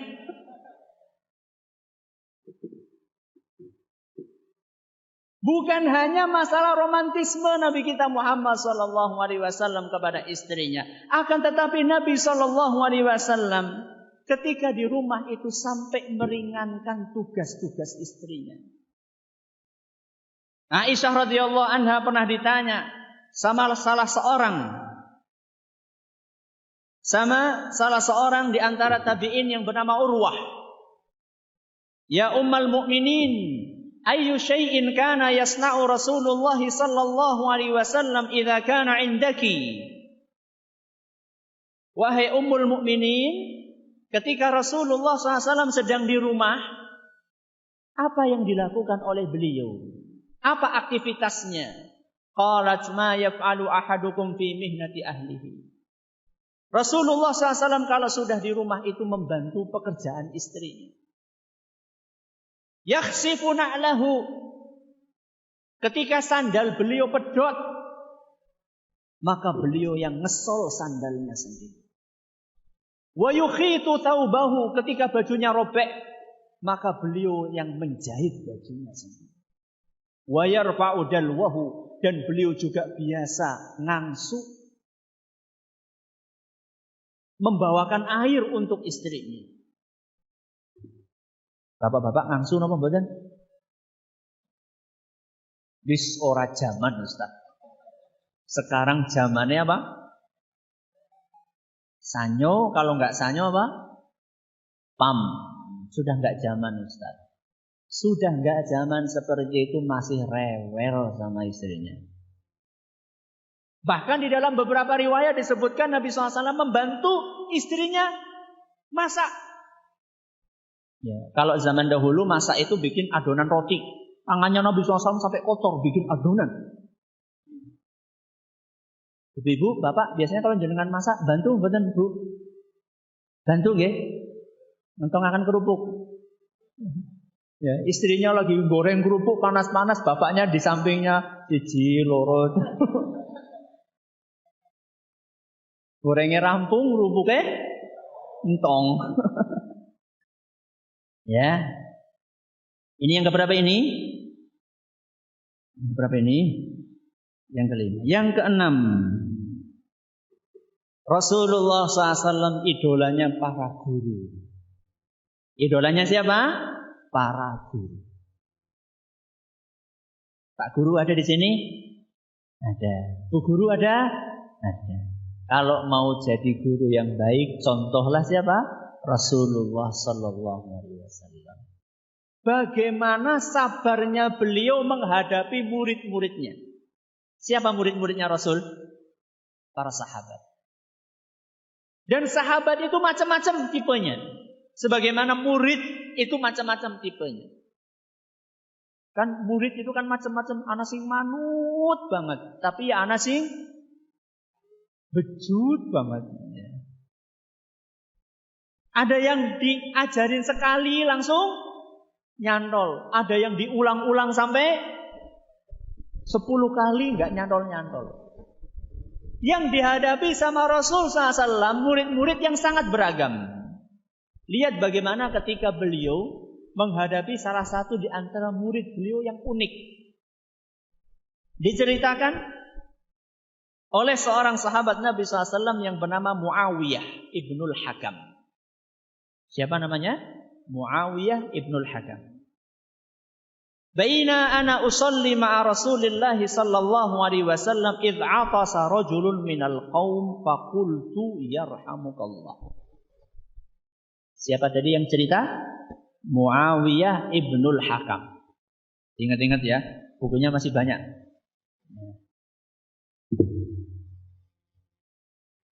Tahu-tahu ketika aku sedang sholat, kata siapa tadi? Muawiyah ibnul Hakam. Latihanlah menghafal nama apa? Sahabat. Nama pemain bola saja hafal. Pemain nama sahabat harus kita berusaha untuk menghafal. Ketika Muawiyah ibnul Hakam ini sedang sholat, tengah-tengah sholat, tahu-tahu ada seorang jamaah yang bersin. Tahu-tahu ada seorang jamaah yang bersin. Kalau bersin disunahkan untuk baca apa? Alhamdulillah.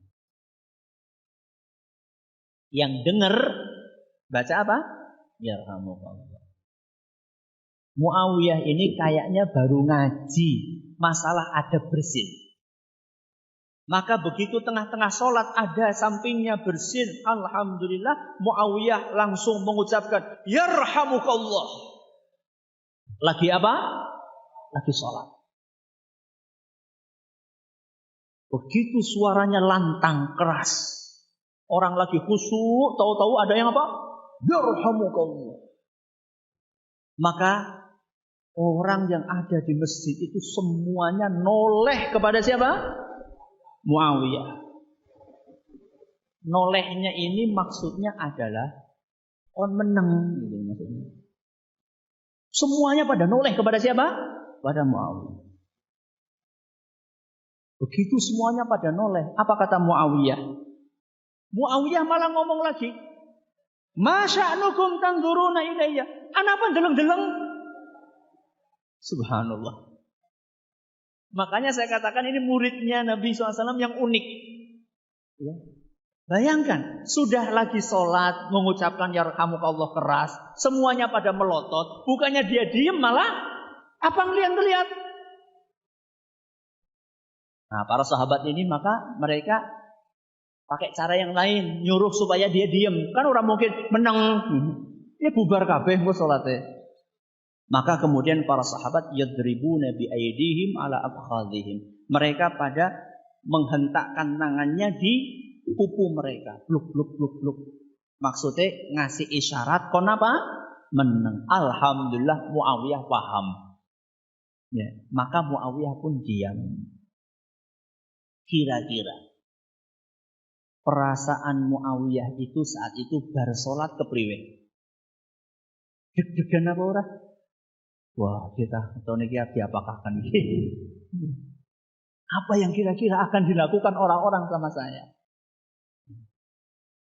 Jangankan seperti itu, ngomong keras seperti itu. Kita saja kalau misalnya bawa anak-anak kita nangis keras gitu sepanjang sholat, begitu habis selesai sholat kita gimana? Tekanan batin kan? Aduh, aku ora kepenak ya merusak orang sholatnya. Maka lihat apa yang dilakukan oleh Rasulullah sallallahu alaihi wasallam.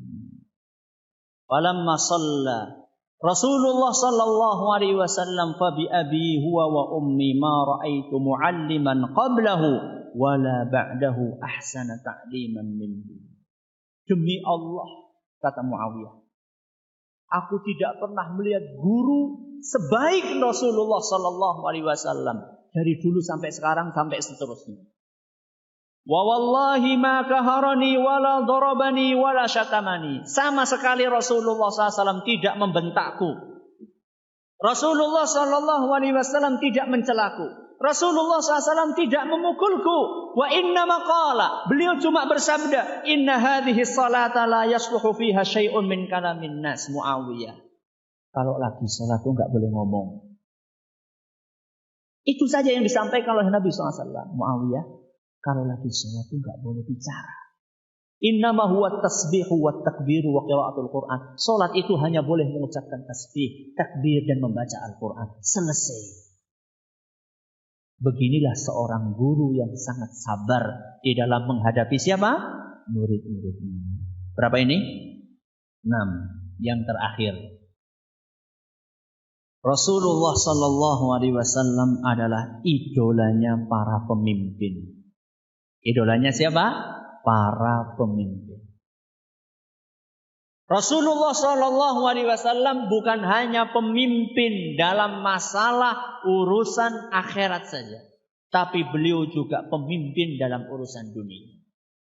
Maka Nabi sallallahu alaihi wasallam ketika menjadi pemimpin buat umatnya, beliau bukan hanya memperhatikan bagaimana umatnya beraktivitas di masjid. Beliau juga memperhatikan umatnya ketika beraktivitas di pasar. Maka beliau biasa melakukan operasi pasar. Datang ke pasar-pasar.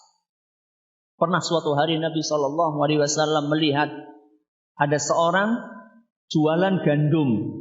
Jualan apa? Gandum.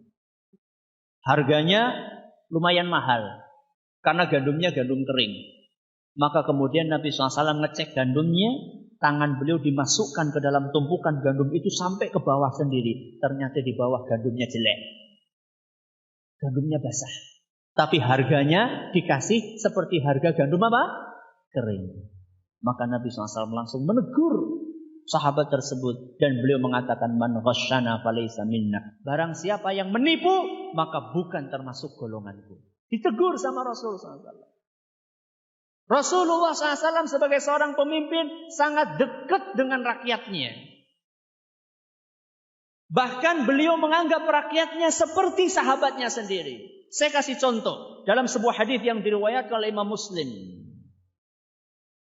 Dari seorang sahabat yang bernama Anas bin Malik radhiyallahu anhu. Annam ra'atan kana fi aqliha syai'un faqalat ya Rasulullah inna li ilaika hajah. Pada zaman Nabi SAW ada seorang wanita yang bermasalah otaknya.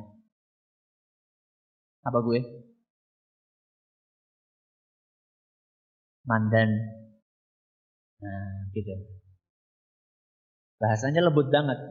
Bahasanya sahabat fi aqliha syai', otaknya bermasalah. Kalau kita kan wong apa? Wong geblung gitu. Enggak, bahasa sahabat bukan seperti itu. Ada seorang wanita di zaman Nabi, otaknya bermasalah. Suatu hari wanita ini datang menemui Rasulullah SAW. Ya Rasulullah, aku ada urusan. Aku ada urusan, pengen aku sampaikan kepadamu. Coba jenengan bayangkan, suatu saat jenengan sedang jalan di tengah jalan, tahu-tahu jenengan didekati sama orang gila. Kepriwe? Melayu mbok, maras, ya. Apalagi kalau sampai bicara, aku punya urusan. Lah apa lah orang lah.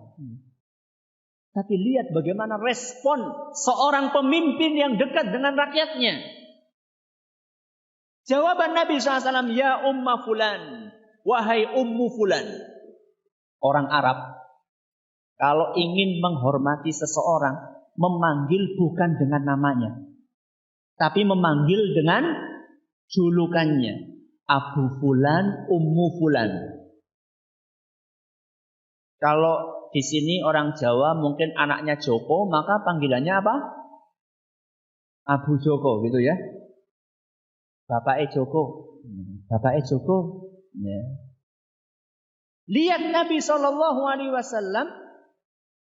menyapa wanita yang bermasalah otaknya ini bukan dengan namanya, tapi dengan julukannya, wahai Ummu Fulan.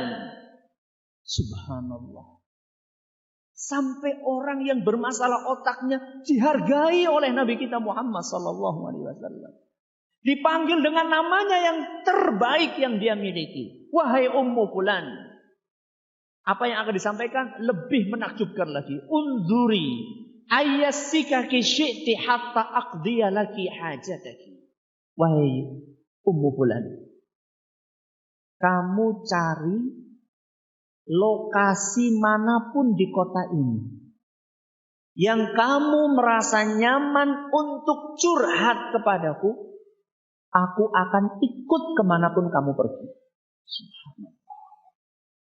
Sampai tempatnya, tempat curhatnya wanita ini, sama Nabi SAW dibebaskan. Kamu pengen curhat di mana? Silahkan, saya akan ikut kemanapun kamu pergi. Ini loh pemimpin yang bukan sekedar pencitraan. Pemimpin yang betul-betul dari hati memimpin rakyatnya. Apakah hanya teori di lisan? Kan mungkin saja ada.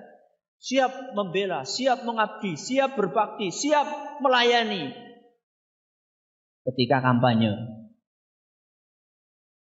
Nek wis njagong nang kursi anget kepriwe? Bubar. Apakah seperti itu? Tidak. Begitu Nabi SAW mengatakan apa yang dikatakan tadi. Wahai Ummu Fulan, kemanapun kamu bawa aku akan turuti. Fakhala ma'aha fi ba'dit turuqi hatta faragat min hajatiha. Maka kemudian wanita tersebut meminta Nabi SAW untuk berjalan ke suatu tempat, curhat di situ, didengarin sampai oleh Nabi SAW sampai selesai urusannya. Dan Nabi SAW tidak mengeluh, tidak mengatakan kok lama banget. Enggak. Didengerin dengan sabar sampai selesai urusannya. Itulah yang dilakukan oleh Nabi kita Muhammad SAW. Seorang pemimpin yang mendengarkan aspirasi dari rakyatnya. Dengan sabar mendengarkan apa kebutuhan satu persatu. Bahkan ketika ada urusan, ketika ada kegiatan kemasyarakatan, Nabi SAW sebagai seorang pemimpin terjun ikut langsung. Dalam hadis yang diriwayatkan oleh Imam Bukhari dari seorang sahabat yang bernama Al-Bara radhiyallahu anhu, ra'aitu Rasulullah sallallahu alaihi wasallam yaumal ahzab yanqulut turab.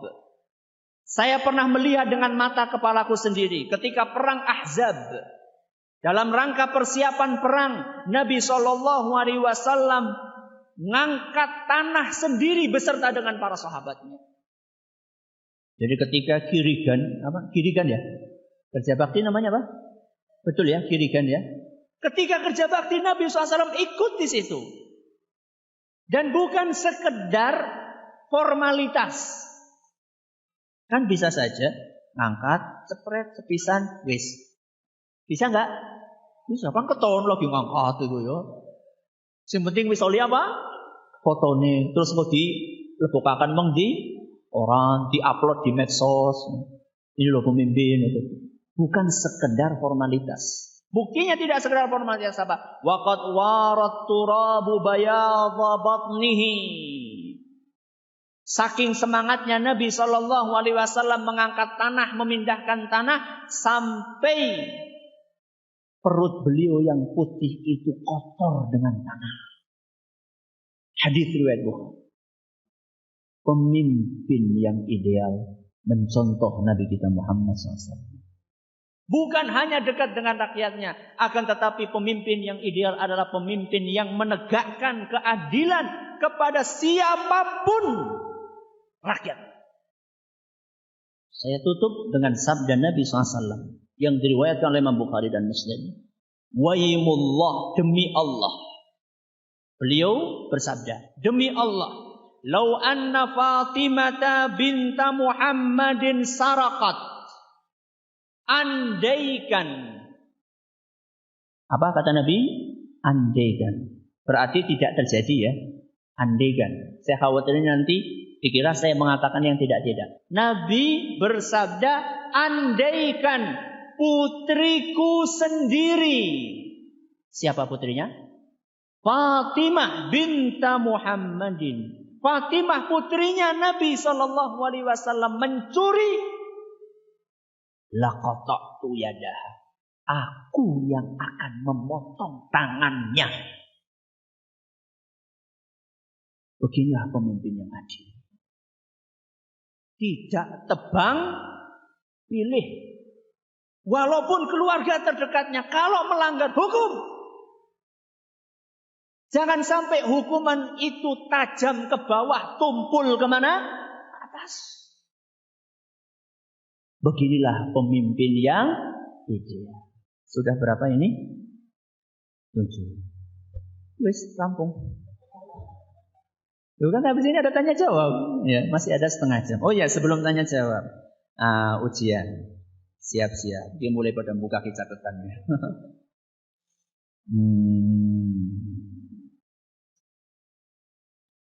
Sebutkan hadis. Gak usah Arabnya, terjemahan aja enggak apa-apa. Yang menjelaskan kepada kita bahwa salah memilih idola buntutnya panjang. Angkat tangan. Arab, ulangi agak keras, agak keras.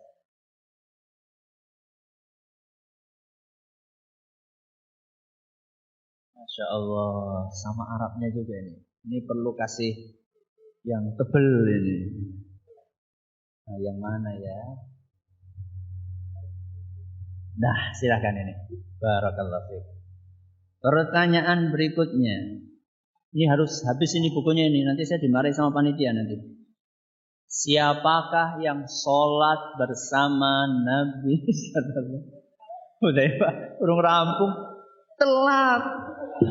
Makanya cepat ngacungnya. Jangan tebel-tebel. Cepet-cepet.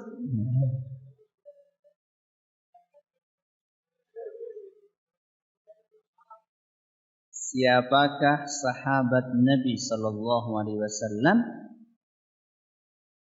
yang meriwayatkan ketika Rasulullah Sallallahu Alaihi Wasallam menziarahi kuburan kuburan ibunya? Abu Hurairah. Kurang cepat. Silakan. Siapakah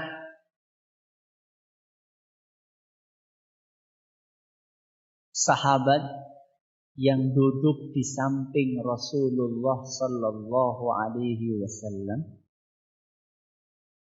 ketika beliau mencium cucunya?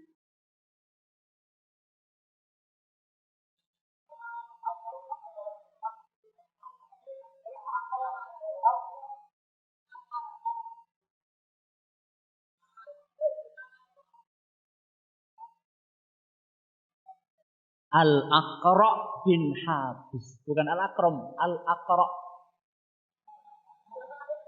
Salah nyebut nama bahaya.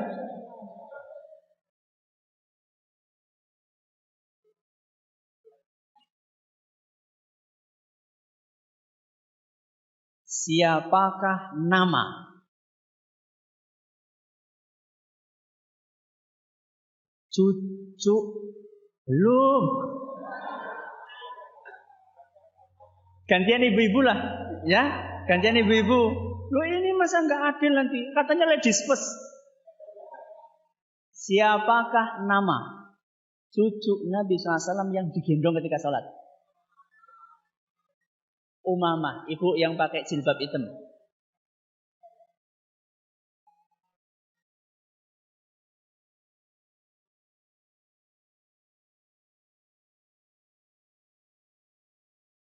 Siapakah nama istri? Jangan angkat tangan.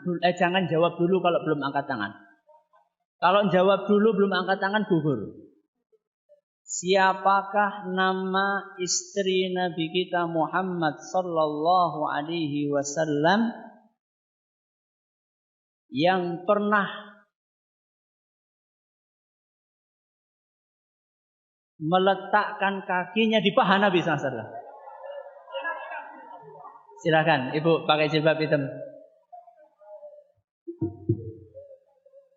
Memang jatahnya ibu-ibu sekarang. Tinggal 2, 1 bapak, 1 ibu.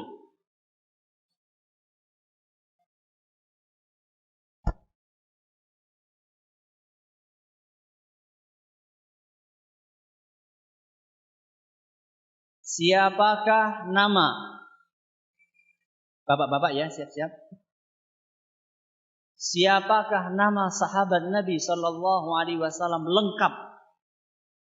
Namanya, nama dia dan bapaknya. Bin siapa? Yang jawab sebelum angkat tangan batal. Yang sempat membuat geger di masjid dengan bersihnya.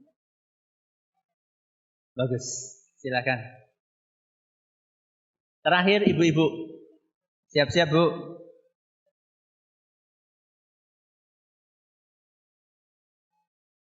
Siapakah nama sahabat Nabi Sallallahu Alaihi Wasallam yang menceritakan kejadian Nabi Sallallahu Alaihi Wasallam melayani seorang wanita yang kurang sehat akalnya? Anas bin Malik. Bagus. Silakan Ibu. Selesai pengajian kita pada siang hari ini. Ada pertanyaan atau tidak? Ada?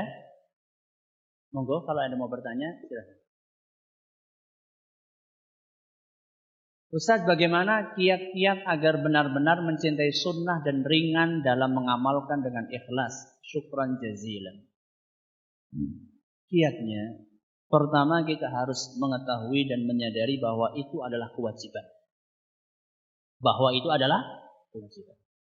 Meneladani sunnah Rasul SAW adalah sebuah kewajiban. Karena Nabi SAW pernah bersabda, alaikum bisunnah. Wajib bagi kalian berpegang dengan sunnah. 1. Yang kedua, dengan meyakini bahwa sunnah Rasul SAW akan mengantarkan kita ke surga Allah. Seorang ulama mengatakan, as-sunnatu safinatu Nuhin. Sunnah Rasul Sallallahu Alaihi Wasallam adalah perahunya Nabi Nuh. Diibaratkan seperti perahunya Nabi. Faman raqiba naja. Barang siapa yang naik di perahu itu maka dia akan selamat. Dan barang siapa yang tidak naik di atas perahu itu maka dia akan tenggelam. 2. Yang pertama apa? Meyakini bahwa itu adalah sebuah kewajiban. Yang kedua, meyakini bahwa dengan kita mengikuti sunnah Nabi SAW maka akan mengantarkan kemana? Ke surga. Dan yang ketiga adalah dengan memperbanyak doa, Allahumma inni as'aluka hubbaka wa hubba man yuhibbuka wa hubba amalin yuqarribu ila hubbika. Yang artinya, ya Allah, aku mohon agar bisa mencintaimu, kemudian mencintai orang-orang yang mencintaimu, dan mencintai amalan-amalan yang bisa mengantarkan kepada kecintaanmu. Apakah boleh membawa anak-anak ke masjid waktu maghrib atau sandekala? Sebab ada hadis yang menyuruh supaya anak tinggal di rumah waktu maghrib. Boleh. Yang tidak boleh itu adalah keluyuran. Ya. Membiarkan anak keluyuran ketika sandekala itu yang tidak boleh. Tapi mengajak anak ke masjid itu sangat dianjurkan. Akan tetapi seperti yang sudah kita sampaikan tadi, bahwa harus diperhatikan adab-adabnya. Ustadz, mohon kajiannya bisa dirutinkan.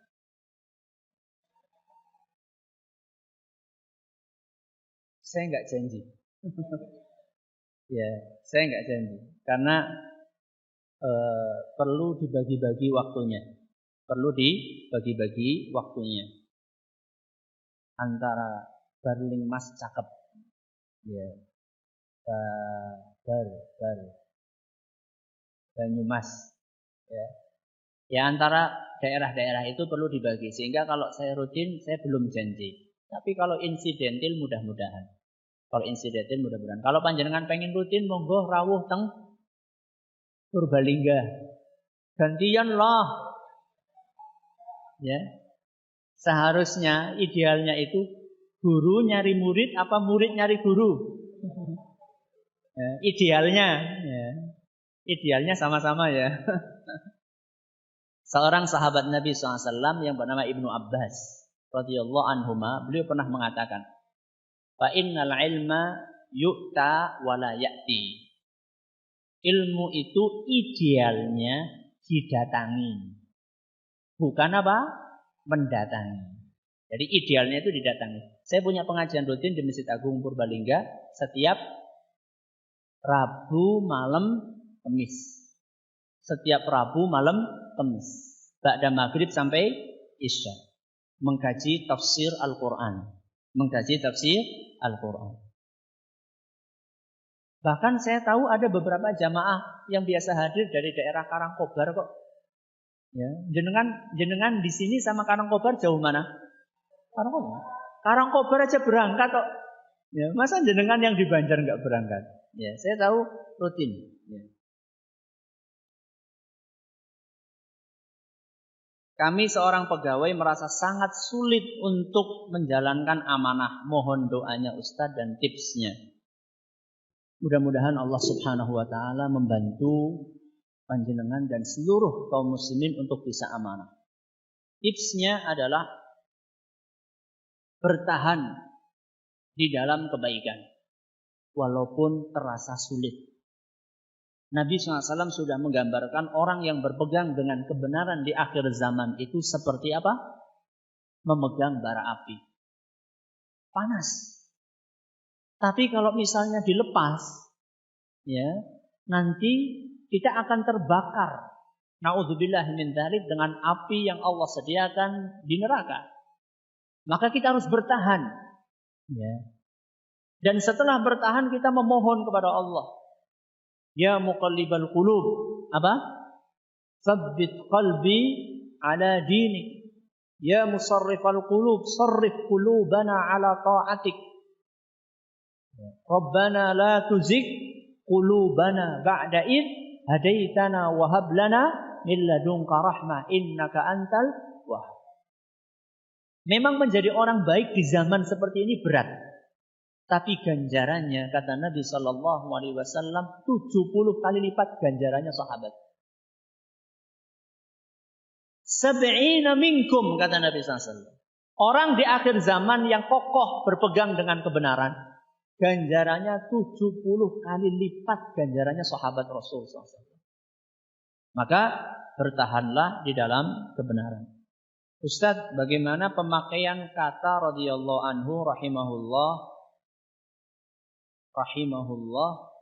Apakah boleh untuk siapa saja? Kalau radhiyallahu anhu, para ulama sudah terbiasa untuk menggunakan itu buat siapa? Para sahabat. Maka sebaiknya dipakai untuk sahabat. Kalau rahimahullah itu bisa untuk siapapun yang beriman. Untuk siapapun yang beriman. Mau ulama, mau bapak jenengan, ibu jenengan, asal beriman, tidak apa-apa pakai ditambahi dengan apa? Rahimahullah. Dan biasanya ini untuk orang yang sudah meninggal dunia. Biasanya kalau dibubuhi ditambahi kata rahimahullah di belakang namanya, ini biasanya untuk orang yang sudah meninggal, dan itu biasanya kalau di Indonesia itu pakai kata almarhum. Ya. Cuman mungkin lebih ideal kalau dikatakan rahimahullah. Kalau wanita apa? Rahimahullah. Ustaz, kenapa pemimpin susah meniru cara Rasul SAW memimpin? Yuk ditanyakan kepada para pemimpin tersebut. Kenapa susah? Kenapa kira-kira? Karena banyak kepentingan. Karena banyak apa? Kepentingan. Seringkali kepentingan itu nomor satu. Kepentingan itu nomor satu. Bahkan sampai ajaran agama itu bisa terkalahkan dengan apa? Kepentingan. Dan ini tidak benar. Dan ini harus kita rubah. Ya. Ajaran agama adalah nomor satu. Kepentingan itu nomor sekian.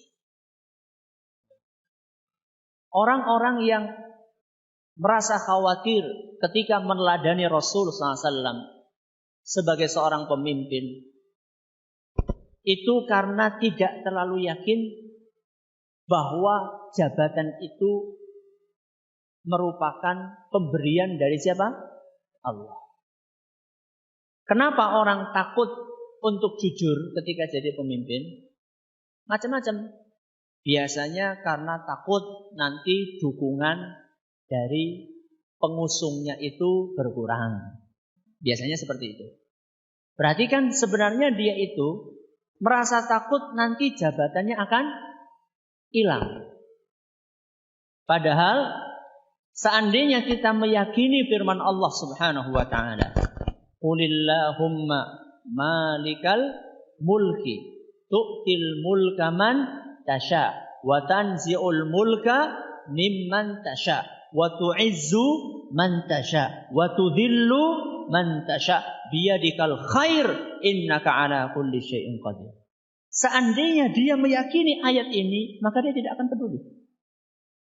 Karena yang mengasih jabatan, yang mencabut jabatan, yang mengangkat seseorang, yang menjatuhkan seseorang, itu siapa? Allah. Cuman memang menumbuhkan keyakinan itu tidak gampang. Bagaimana cara menumbuhkannya, Ustaz? Caranya dengan sering-sering kita menghadiri pengajian.